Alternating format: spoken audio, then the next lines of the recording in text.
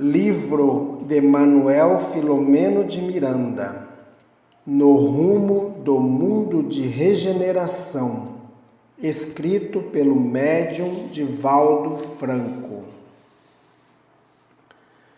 Um educandário nobre, um templo de fé, um laboratório de pesquisas, quaisquer lugares onde se observem serviços de edificação da sociedade, são abençoados redutos de amor e de construção do bem, preservado por espíritos gentis que são colocados como guardiões para evitar a baderna dos ociosos, burlões e perturbadores.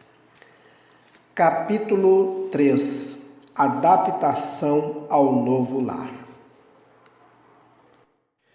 Ao chegar, dirigimos-nos de imediato à instituição que nos serviria de base para as atividades. Em um local aprazível, próximo ao mar, podíamos beneficiar-nos das emanações do oceano, do brilho do plâncton à noite e a seiva das árvores que muito nos auxiliam na constituição perispiritual. Jardins bem traçados abriam-se em variadas flores que desatavam perfumes enquanto miríades de insetos voejavam no sagrado mistério da vida sob a assistência vibratória dos elementais. Tratava-se de uma comunidade espiritista dedicada à iluminação de consciências e edificação moral pelo estudo da codificação kardeciana.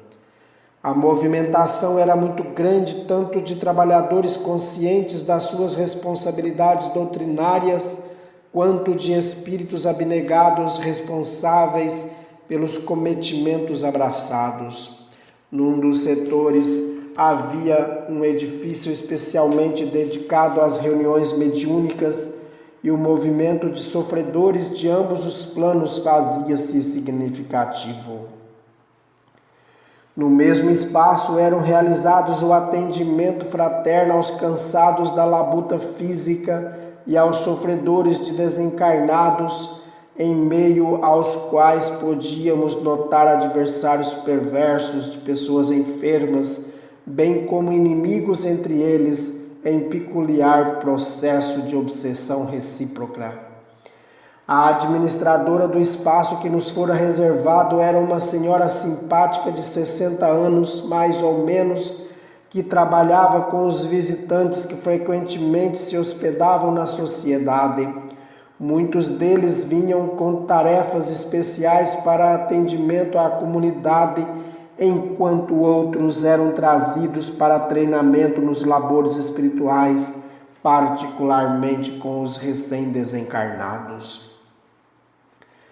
Fomos conduzidos com muita fraternidade aos cômodos que nos deveriam albergar e preparar-nos para conhecer os labores formosos da instituição. Um educandário nobre, um templo de fé, um laboratório de pesquisas, quaisquer lugares onde se observem serviços de edificação da sociedade, são abençoados redutos de amor e de construção do bem, preservado por espíritos gentis que são colocados como guardiões para evitar a baderna dos ociosos, burlões e perturbadores. Quando a percepção humana se dilatar mais, penetrando nas diversas faixas vibratórias entre o mundo físico e o espiritual, permitirá o conhecimento de que a vida não para e o espaço vazio é pobreza dos sentimentos humanos.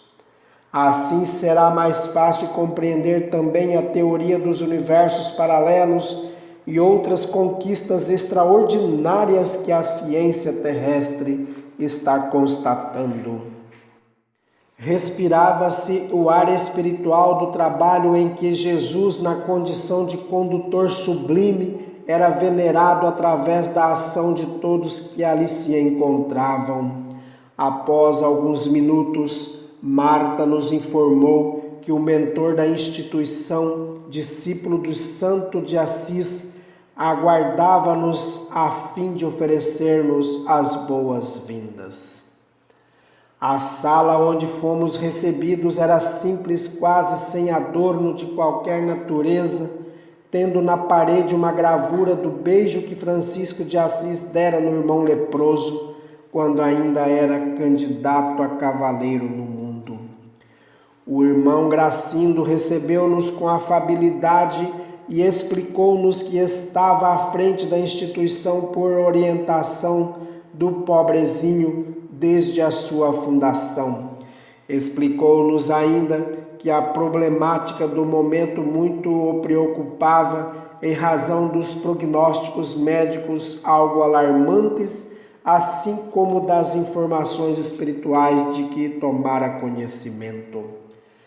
Desde há alguns meses, os benfeitores da humanidade deram-se conta da guerra terrível com o estranho vírus que parecia haver sido trabalhado em laboratório, utilizando-se da cepa comum da influenza, e se deveria prolongar maléfico na Terra por mais de 2 anos, superando o da gripe espanhola.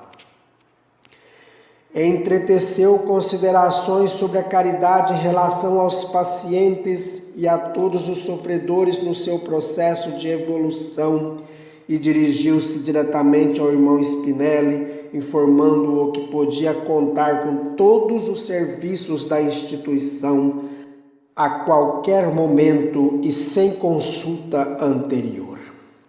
Nominado com clareza, o amigo Francisco elucidou que era a primeira vez que participava de um labor desse gênero, porque estava emocionalmente vinculado ao solo gaúcho nas tarefas de expansão do espiritismo e suas atividades incomparáveis.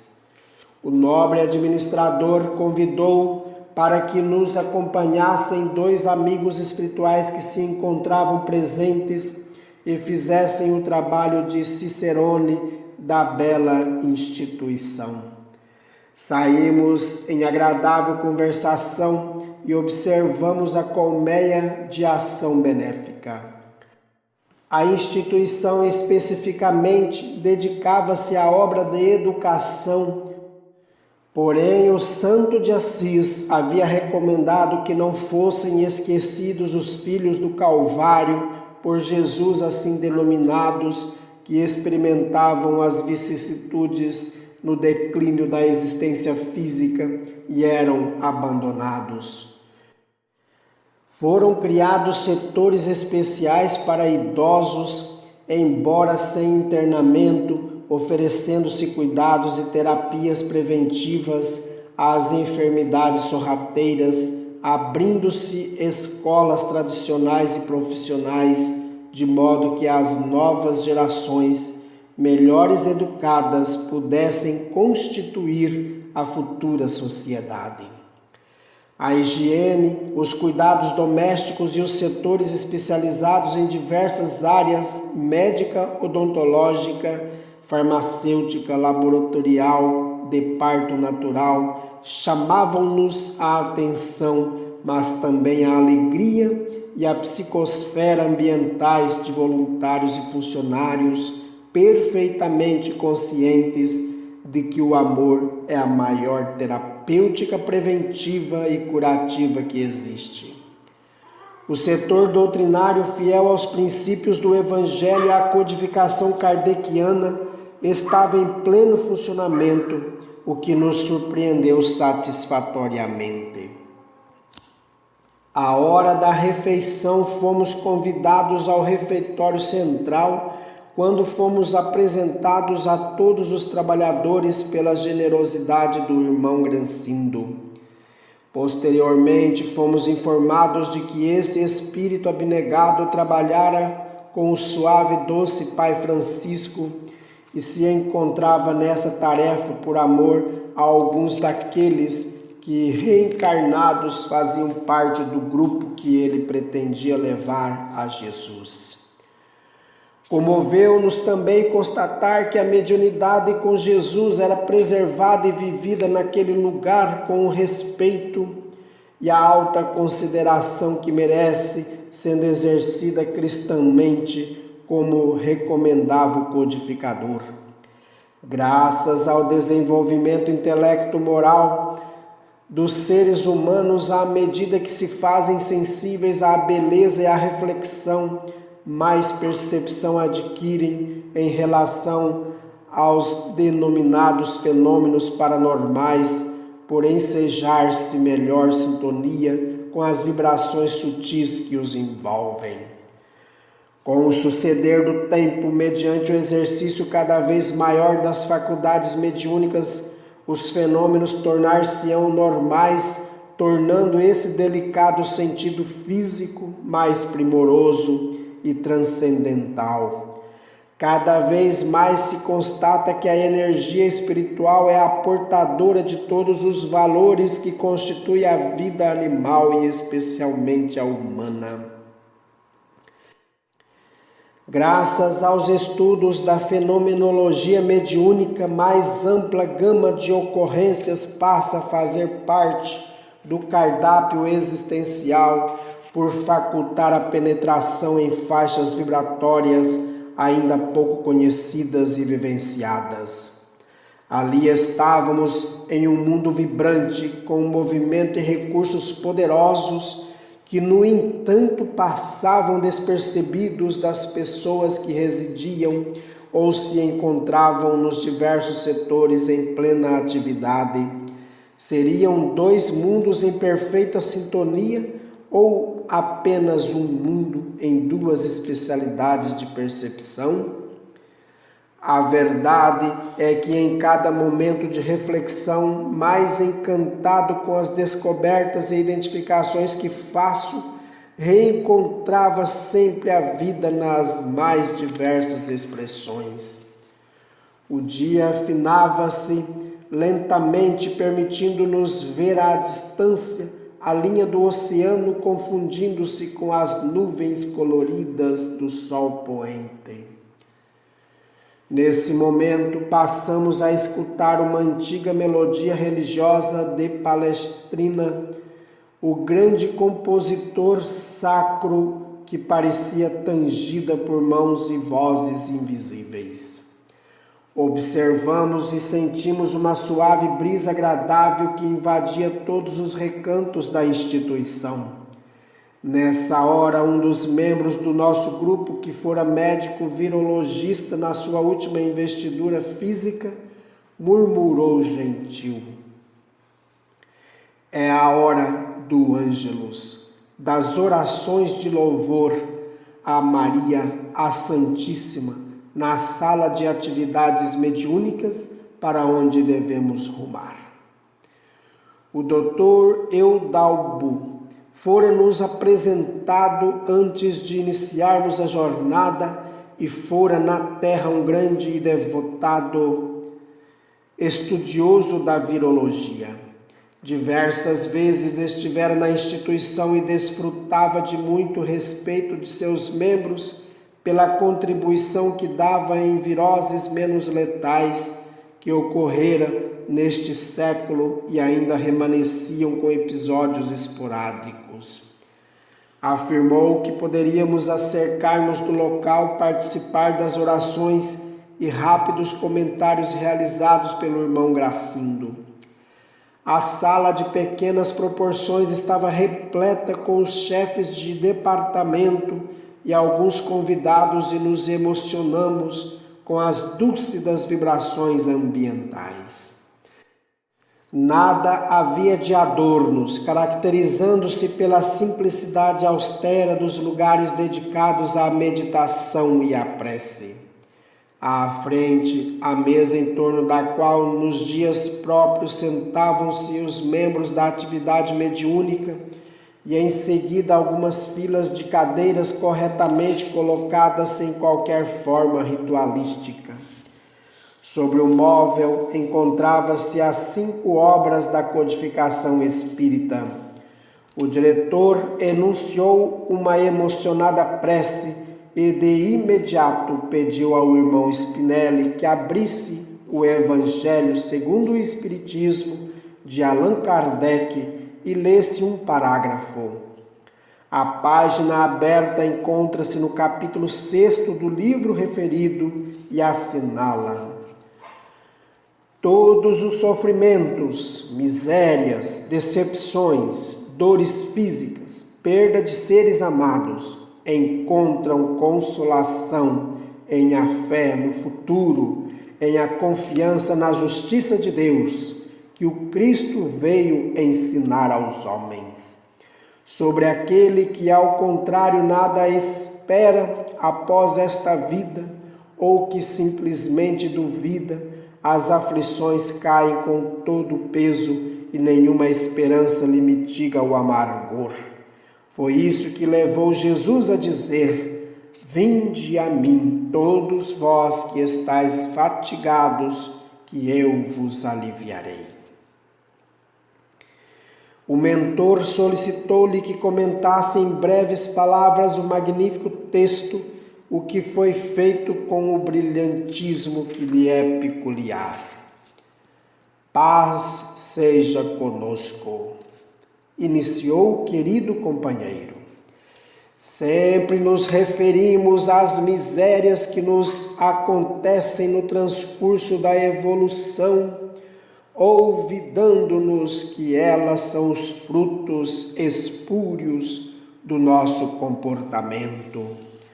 O Pai Celestial nos proporciona a reencarnação a fim de prepararmos-nos para a glória que nos está reservada. Entretanto, as heranças doentias do processo inicial permanecem dominando as nossas paisagens íntimas e empurrando-nos para os fossos do desequilíbrio e da insensatez. Compreendêssemos a necessidade da fé no futuro e nos pouparíamos no presente de acumpliciamento com as paixões servis que nos aprisionam nos painéis da inferioridade. Confiássemos em Deus e adotássemos o comportamento ensinado e vivido por Jesus, e com certeza o nosso fardo seria leve, sem qualquer fadiga.